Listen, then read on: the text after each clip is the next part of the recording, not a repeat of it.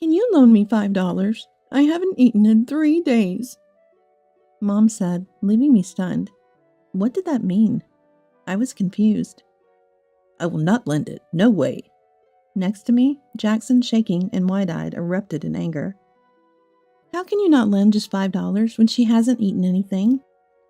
Jackson calmed down at my words, returning to his usual gentle demeanor. I'm sorry about earlier. What I meant was, I won't be financially supporting Tristan anymore, he explained. I understood where Jackson was coming from. He must have thought it would be strange if Tristan was exploiting Mom. My name is Alyssa. I'm a 55-year-old housewife. I live in a detached house with my husband Jackson, who is 5 years my senior. Our 2 children have grown up and moved out after getting jobs. It's a bit lonely, but Jackson and I are enjoying a peaceful life after parenting. Jackson isn't much of a talker, but he's kind, gentle, and I've never seen him raise his voice. After retiring at 65, Jackson got hired at his old company, commuting about 3 days a week. At my parents' home, Mom and Dad live together. Jackson has an older brother by 3 years, Tristan. Unlike Jackson, Tristan is quick to speak his mind and often becomes emotional. The brothers are complete opposites. Mom's hobby was listening to stand-up comedy on a small boombox. She had a large collection of stand-up comedy tapes and often laughed at them since I was a child. Dad was as kind as Mom, and I barely remember being scolded by him. Dad used to work in a restaurant and was skilled in cooking. I learned a lot about cooking from him. Dad enjoyed cooking steaks for family gatherings at Christmas and the like. I remember Tristan looking up to him, thinking it was cool. Dad often cooked dinner on weekdays. Sitting at the living room table, drinking coffee with Mom, waiting for Dad's cooking, Mom would say with a smile, "It's the opposite of most homes, with Dad busy in the kitchen and me relaxing," which was memorable. Seeing Mom's happy smile, I always thought I wanted to be like them when I got older. Then Dad passed away. He seemed healthy, but was suffering from cancer. His condition worsened rapidly, and Mom hardly had time to grieve. For a while, Mom became like a shell of herself, often zoning out. Worried that she might fall ill from grief, my children kept visiting and encouraging her. Thanks to that, Mom regained her spirits and could live smilingly like before. Around that time, Tristan decided to quit his job and open a pub. Perhaps influenced by my dad, who was a chef, Tristan is easily influenced. Maybe he thought Dad's knife skills were cool. The family opposed his decision to go independent in a not-so-great economic climate. Jackson was against it too. Tristan's selfish nature meant he would likely fail if he went out on his own, we thought. I doubted Tristan's chances of success, focusing only on appearances. Pouring his savings into it and mortgaging his apartment for a loan, Tristan opened the pub, but his arrogance was his downfall. Customers soon stopped coming, and the pub closed within a year. Family relations soured as the business failed, and his wife left him with their children when the pub closed. Tristan lost his family and apartment, leaving him with nothing but debt. Homeless, Tristan turned to my parents' house. While everyone blamed Tristan, only my mom was kind to him.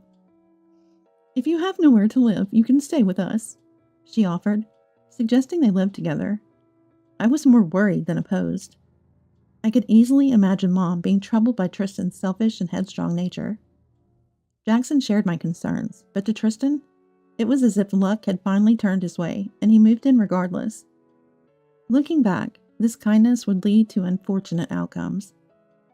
Tristan, now living at my parents' house like a parasite, spent his days doing nothing in particular, just lazing around. Whenever I visited Mom, he was often lying on the sofa with a beer in one hand and a horse racing newspaper in the other. It seemed Tristan had become entirely too comfortable staying at my parents' home. After a while, Tristan got remarried without consulting or even informing us beforehand. As he began to live with Mom in my childhood home, his new wife, Abigail, was 9 years his junior, known for her flashy makeup and long nails. I met her once. She had a loud voice and was quick to speak her mind. I was worried about how Abigail's assertive personality would mesh with Mom's, wondering if they could get along. Abigail worked at Tristan's favorite bar and shared his interest in horse racing, which is how they got close. Tristan said she showed him how to enjoy life, though his idea of enjoyment was questionable. One rare occasion, Tristan and Abigail visited our home. They were job hunting without success and asked for a loan until they could find employment. Could you support us just until I find my next job? Tristan asked nonchalantly, legs crossed arrogantly on the sofa. His manner of asking made me doubt whether he was truly in need. I've been thinking of starting part-time work too, but it's been hard to find anything.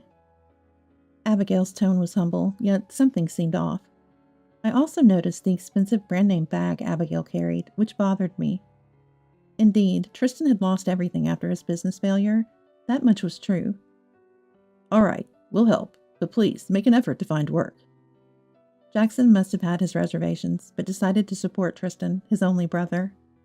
Like Jackson, I too thought it was best to support Tristan.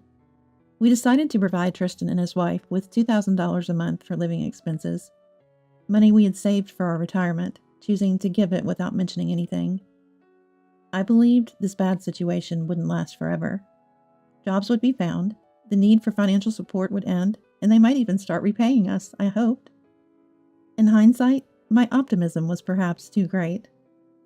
A year passed without a word from Tristan and his wife. Unable to bear the lack of communication any longer, we decided to visit their home. No answer came from ringing the doorbell for a while, until Abigail finally responded, but only through the door, refusing to open it. It's really inconvenient when you just show up without warning. You should at least call ahead. It's rude. Abigail snapped, not bothering to open the door. Even as I insisted on being let in, she refused. We're busy right now, was all she would say. That day we left, defeated by Abigail's persistence. What concerned me more than the money was Mom. I would later regret not insisting on entering their home that day.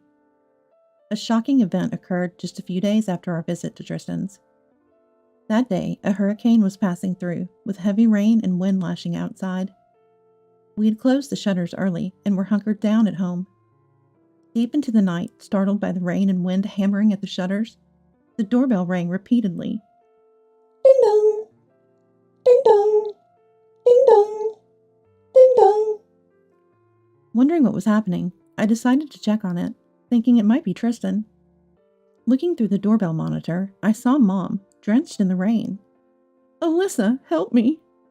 Mom pleaded through the doorbell.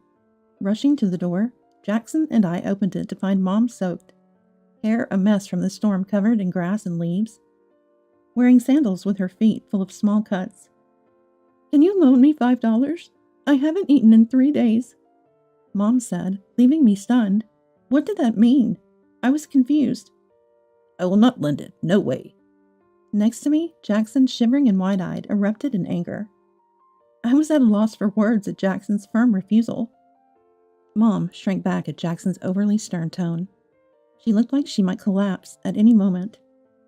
It was the first time I saw Jackson so angry, raising his voice. I couldn't hold back and retorted to Jackson. How can you not lend just $5 when she hasn't eaten anything? Jackson, jolted by my words, returned to his usual calm demeanor. Then, with tears welling up, he let Mom into the house. I'm sorry for raising my voice, he apologized. Mom entered, looking bewildered, and took a seat on the living room sofa. I handed her a bath towel to prevent a cold, given her drenched state. Taking a good look at Mom again, I saw she had become thin. Her once full hair, now sparse and thin. Her fingers skeletal. What had happened to Mom? I was filled with questions. Jackson spoke to Mom gently, apologizing again. I'm sorry about earlier. What I meant was that we won't be financially supporting Tristan anymore. I understood Jackson's feelings.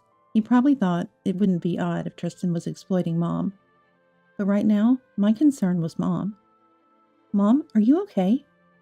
Mom remained silent, looking down. Mother-in-law, how about you stay with us for a while? Mom stayed silent. Has Tristan said something to you? After a long look at Jackson, Mom slowly started to speak. But you are all bothered by me, right? You hate me, don't you?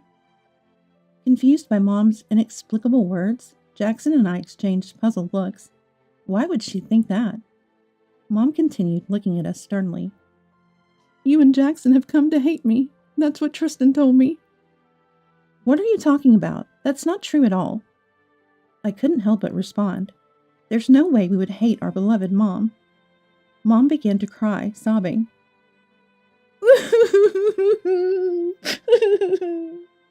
We've always loved you, Mom. There's no way we can hate you. We've missed you so much. I embraced Mom without hesitation. Mom hugged me back and started crying loudly.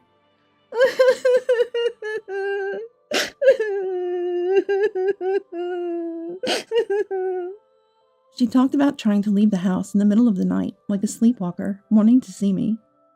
Since then, she was tied to the bed, unable to move. Not allowed to go to the bathroom. She was left with diapers by the bed. She was only untied for using the toilet, eating, and doing house chores. Mom's meals were limited to oatmeal, only twice a day. Tristan and Abigail constantly fed her lies about Jackson and me, claiming we had abandoned her, always hated her, piling up falsehoods.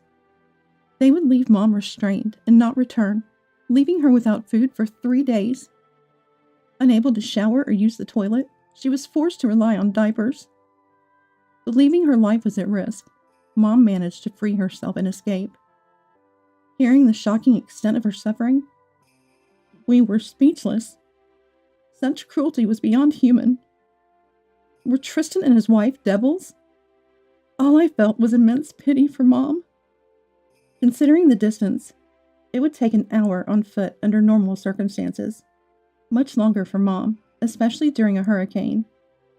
The thought of her struggle to reach us brought me to tears. Don't worry, from now on, we'll protect you. Mom nodded repeatedly to these words, relieved. So what was all that Tristan and Abigail told you? It turns out everything they said was a lie. Mom looked shocked, never having doubted others, or experienced such malice. A series of unbelievable events for Mom. Probably Tristan was counting on living here and targeting your old age pension. But don't worry, we'll take care of you, Mom. Mom, reassured by those words, smiled warmly. I made clam chowder for Mom, Dad's specialty.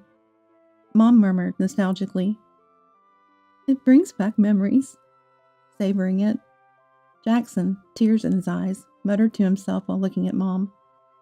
I'll never forgive Tristan and the others for putting you through this. When I asked Mom where Tristan and the others were, she mentioned they went to Kentucky for horse racing.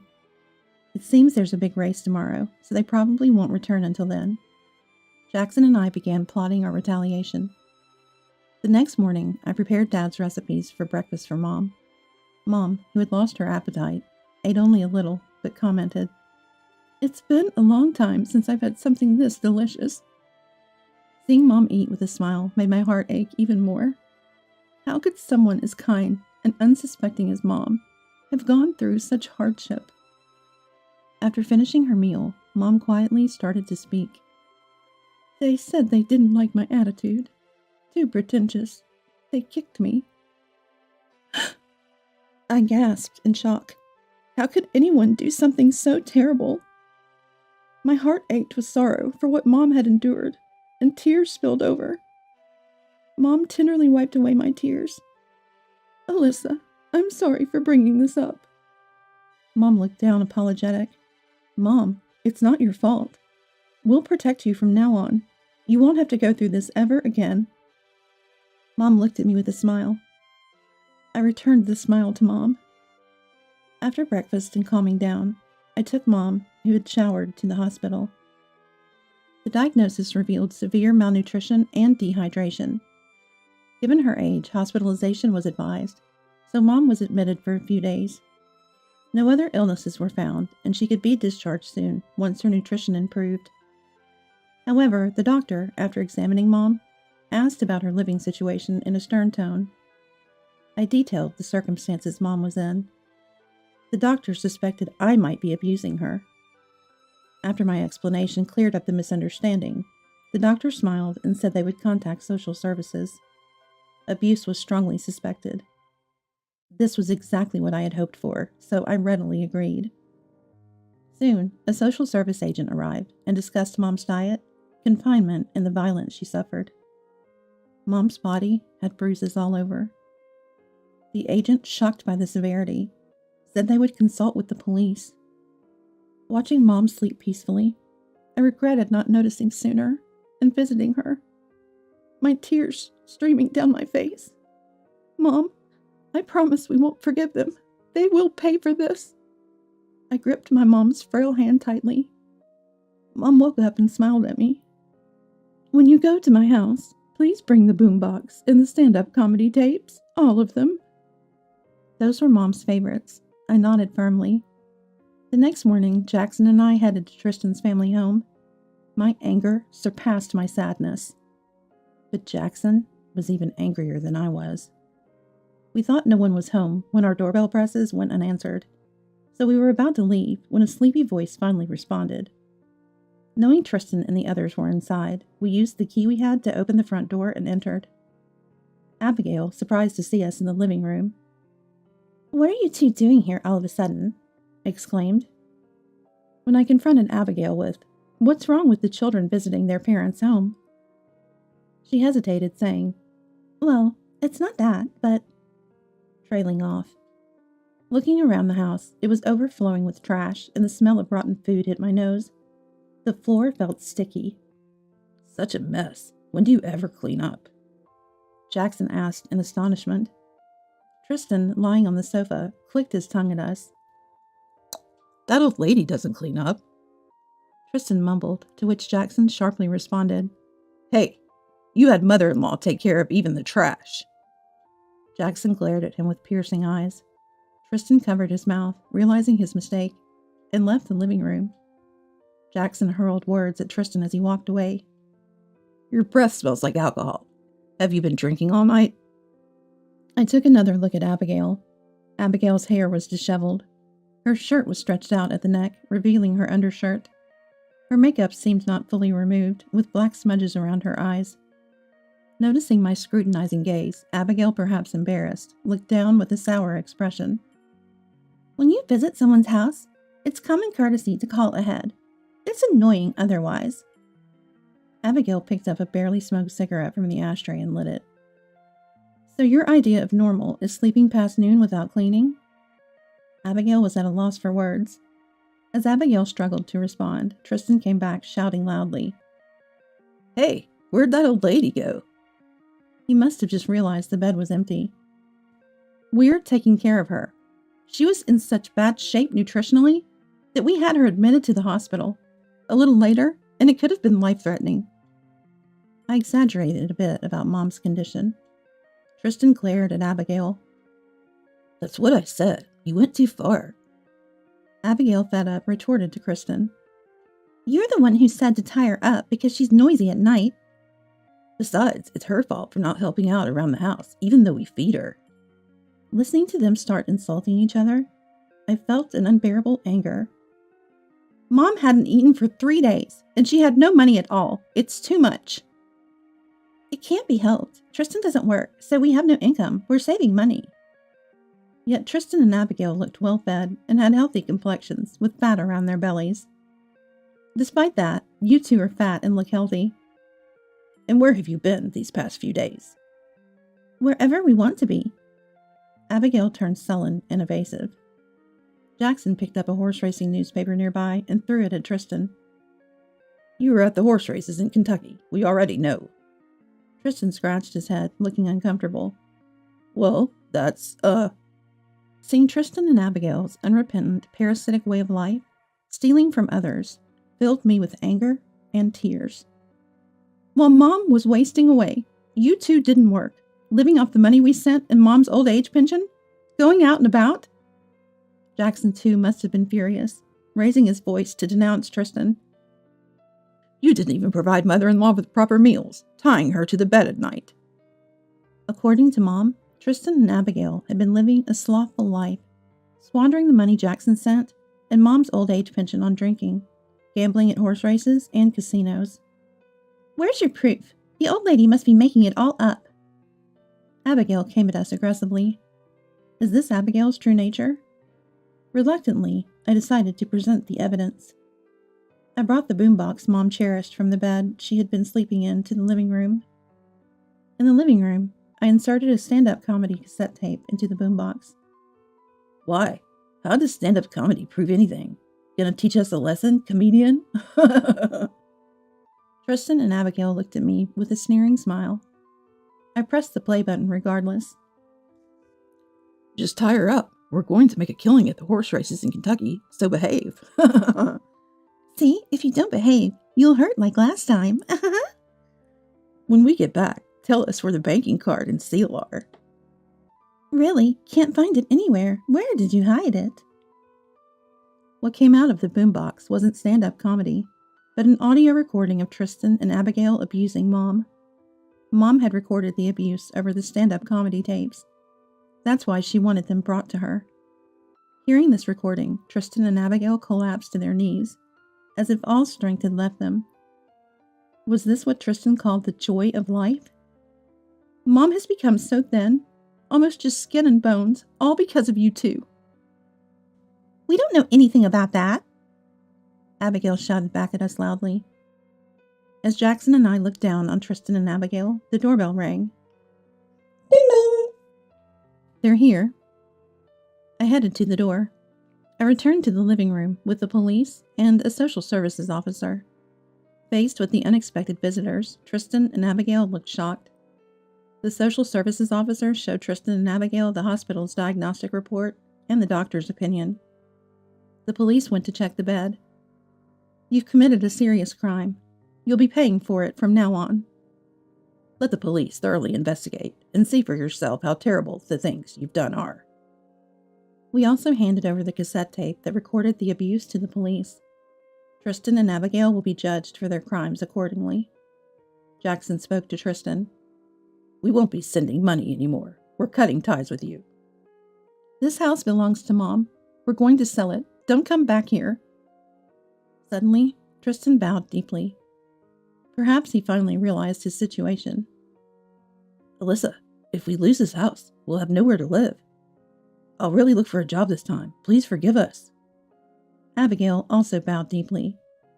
I'll take care of Mother-in-law too. Please forgive us. Now that they found themselves in a desperate situation, their attitude became completely opposite, calmly apologizing.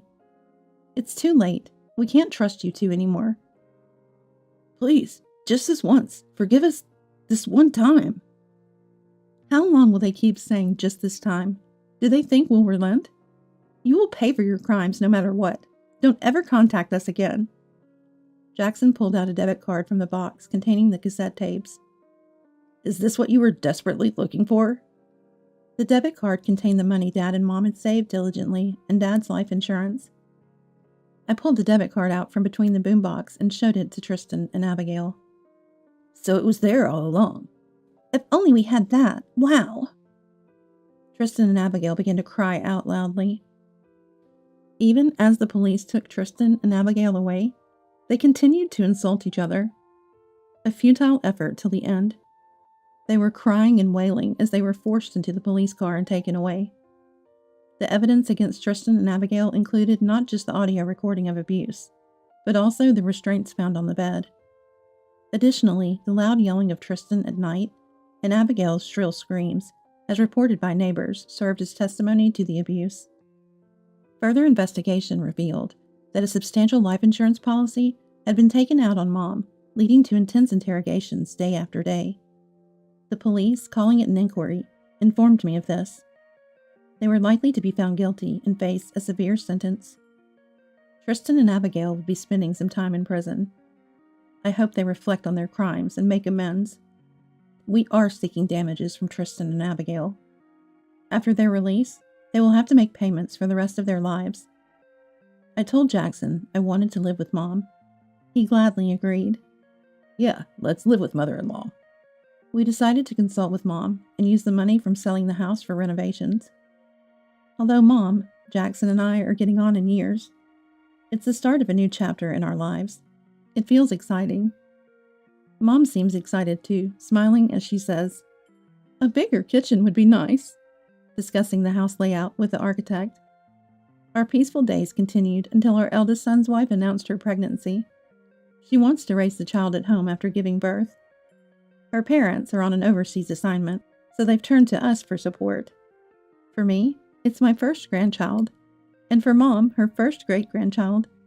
So our quiet days will be put on hold for a while as we embark on these busy days ahead. Someday, I want to ask Mom, do you think Jackson and I have become a couple like you and Dad?